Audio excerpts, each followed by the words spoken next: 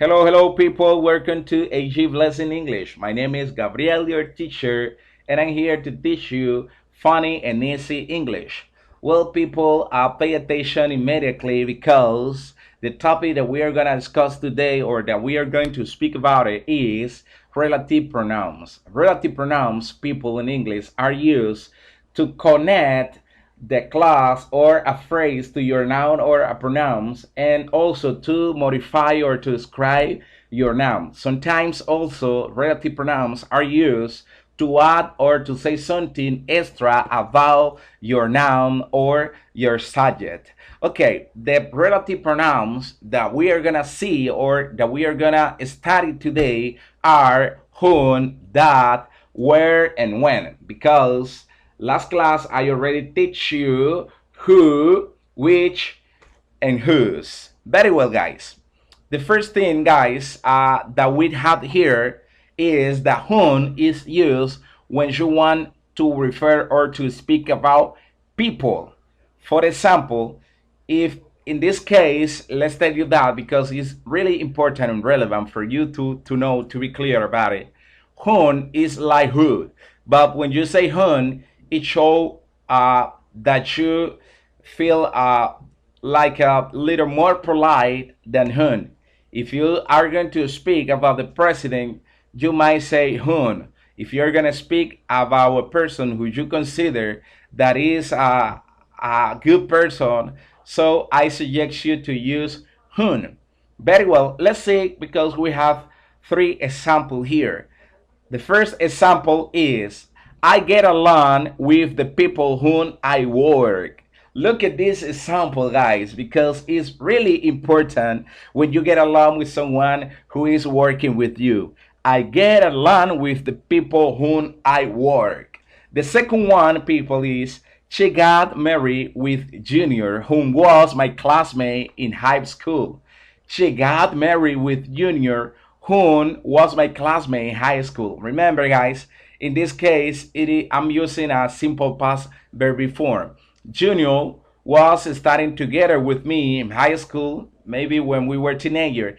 But now, one of my friends too is married with Junior. My friend Sarah, Rebecca, whatever, is married with Junior. She got married with Junior, who was my classmate in high school. Next example. Hey, look, there is Manny Ramirez, who was a Facebook baseball player. Hey, look, that is Manny Ramirez, who was a Facebook baseball player. Very well, guys. By other hands, to continues, we have that.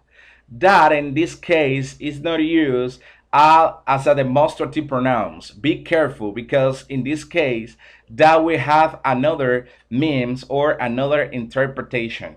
For example, in this case, that is used to speak about animals, people, and things. Let's see these three examples. They like to swim in the river that is near the zoo. They like to swim in the river that is near the zoo. I got angry with the dog that was working last night. I got angry with the dog that was working last night. David Ortiz, that was popular baseball player, is retired now. David Ortiz, that was a popular baseball player, is retired now. So in this case, I'm adding some extra information about David Ortiz.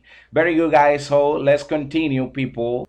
Okay, people, to continue, we have here where and when. Remember, guys, in this situation, where and when are not used to ask for a question.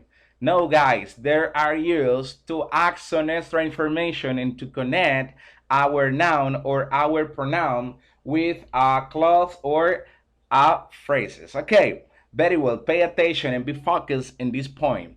Because as an act you listen the example, you are going to realize that where and when in this case have another meanings. Okay, look at the first example.